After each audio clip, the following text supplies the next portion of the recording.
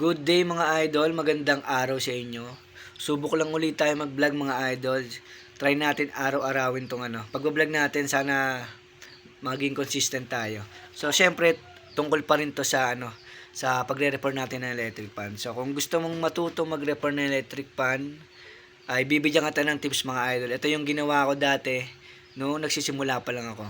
2020 nga pala ako nagkaroon ng ng hilig sa pagre-repair ng electric pa mga idols. Ano yung pandemic? So 2025 na ngayon, 5 years na rin. So bibigyan ko ng tips idol kung gusto mo matuto mag-repair ng electric pan. So maganda rin naman extra income to idol, pagre-repair ng electric pan. So ito bibigyan ko sa inyo ng tips. So may mga sinulat ako dito. Bibigay sa inyo tips to mga idol. Siyempre una, kailangan hindi ka bugnutin or topakin, kasi kapag bugnutin ka dito sa pagre-repair ng electric fan or kahit anong ire-repair mo idol, pag bugnutin ka hindi mo matatapos yon. Kasi nga bugnutin ka. So kailangan hindi ka bugnutin. So pangalawa, kailangan may mga gamit ka na. Mga flat screw, long nose, mga ganon. So kung wala ka pang pambili idol, pwede ka naman siguro manghiram sa tatay mo, sa tiyuhin mo, sa lolo mo. Siguro naman may mga gamit yan o kaya manghiram ka sa kapitbahay mo. Pero mas maganda kapag nagpa-practice ka, may tester ka na agad. So kung may mahihiram ka ng tester, mas maganda. Pero kung wala naman idol, pwede ka naman bumili sa sa mga online store. Nasa 150 pesos lang naman yan, yung or analog or digital. Dati nung bago-bago pa lang ako, analog tester yung binili ko dati. Yan. Tapos kapag nakabili ka na, syempre aaralin mo kung paano gumamit ng tester. So meron yan sa YouTube idol, ganun naman ginawa ko sa YouTube. Mag-aral ka doon. Marami kang doon mapapanood. So pangatlo idol, manood ka ng top 5 or top 10 na gumagawa ng electric fan dito sa Pilipinas. So ganyan yung ginawa ko idol. Siguro nung halos lahat na ata ng mga vlogger ng mga nagre-repair ng electric fan, napanood ko na sa YouTube eh. Siyempre, hahanap ka ng mga diskarte, kuwari pagpapalit ng bushing, thermal fuse. Ang dami niyan sa YouTube. So ganun yung ginawa ko mga idol, para yung mga diskarte nila ma-absorb mo din, para magawa mo din, 'di ba? Kapag nagre-repair ka na ng electric fan. Ganun yung ginagawa ko idol. Pang-apat, sumali ka sa Facebook group. May Facebook group yan idol. Ganun yung ginawa ko dati, sumali ako sa Facebook group. Tapos kapag may mga trouble akong hindi pa alam gawin, pinopost ko doon sa group na yon. So kumari, mga idol, paano ba magpalit ng bushing na katulad nito? So ganon. May mga magko-comment sa iyo, napakadami. Siguro mga nag-comment sa akin 100 plus na comments, lahat yung mga technician. 'Yon. Napakadami, mamimili ka na lang doon at mo na lang, gagawin mo na lang siya ng actual. So kapag gumana, syempre okay, 'di ba?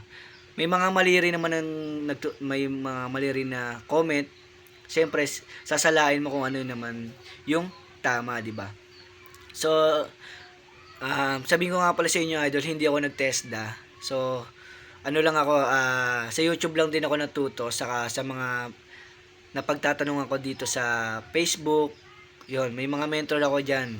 So lahat naman tayo, ang gagawin mo dapat maghanap ka ng mapagtatanungan na mentor. Mas maganda 'yon.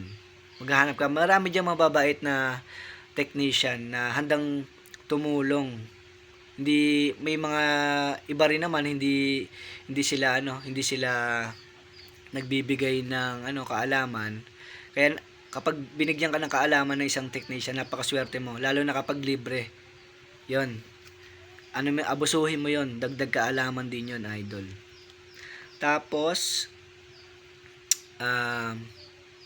ayusin mo yung mga sirang electric pan nyo dyan sa pagpraktisan mo yung mga sirang electric pan nyo. Siguro naman may sira kang electric pan dyan, yung mga kamag-anak mo, syempre sira na yun, huwag ka nang matakot na masira pa yun dahil sira na nga yun eh. Saka pwede ka mag-hunting sa mga mag-post ka sa online sa mga malapit na subdivision nyo, ganun yung ginagawa ko. Tapos, pinipick up ko doon sa mismong bahay. Tapos, ginagawa ko, pinagpa-practicean ko yun. Tapos, pwede kang pumunta sa mga junk shop. Doon talaga madaming electric pan. Tapos, syempre, may mga dumadaan naman na magbobote dyan sa inyo, di ba? Na may mga dalang electric pan. Pwede mo bilhin yun, idol. Ganun yung ginagawa ko dati. Hanggang sa ngayon, pero ngayon naglalaylo-laylo na ako eh. Kasi may bago akong opportunity din, kaya medyo hindi na ako masyado nagre-repair, idol. Kaya ito, ituturo ko na lang sa inyo sa mga baguhan or mga willing talaga matuto. Bibigay lang tayo ng tips.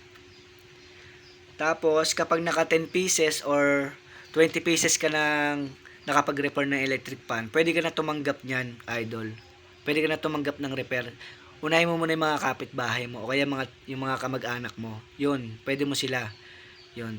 Tapos kapag, di ba nagre-repair ka, kaya pinapahanap kita ng mga mentor na mapagtatanungan mo para pwede ka magtanong doon kung okay ba yung gawa mo. Ganito ba, ganyan, ano pa ba kailangan palitan? Yun. Kaya kailangan, mahalaga na may mentor ka talaga mapagtatanungan. Madami dyan mababait, idol. Madami. Tapos, yung pinaka-last tip ko siguro sa iyo, idol, ngayon ay unahin mo palagi yung pangalan mo. Pagpapaganda ng pangalan kaysa dun sa kikitain mo. Kasi kapag gumanda na yung pangalan mo, ayan, kuwari, ginawa mo itong electric pan, matagal masira, siguro mga 6 months bago nasira. Siyempre, i-recommend ka nun sa kapitbahay niya, sa mga kakilala niya. Kasi ang minimum na kakilala ng isang tao ay 100 pieces, idol. Napakadami. Lalo na kapag maganda yung gawa mo, pulido. Kaya, kung ano kailangan na palitan na pyesa doon sa electric pan, palitan mo. Huwag kang matakot na mahal yung isingil mo doon sa customer. Kapag na mahal yung customer at hindi niya na pinagawa, di, huwag mo nang gawin. At least hindi nasira yung pangalan mo.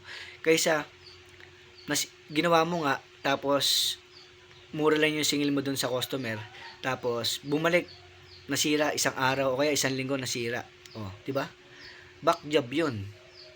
Baka magbago pa ang isip mo na hindi na ituloy yung pagre-repair mo ng electric pan o ng ibang appliances, 'di ba? Kaya ang sinasabi ko sa inyo, mga idol, kung nagsisimula ka pa lang, unahin mo palagi yung pagpapaganda ng pangalan kaysa sa kikitain mo. So, yun lang mga idol. Ganito na lang muna ako. See you in my next vlog.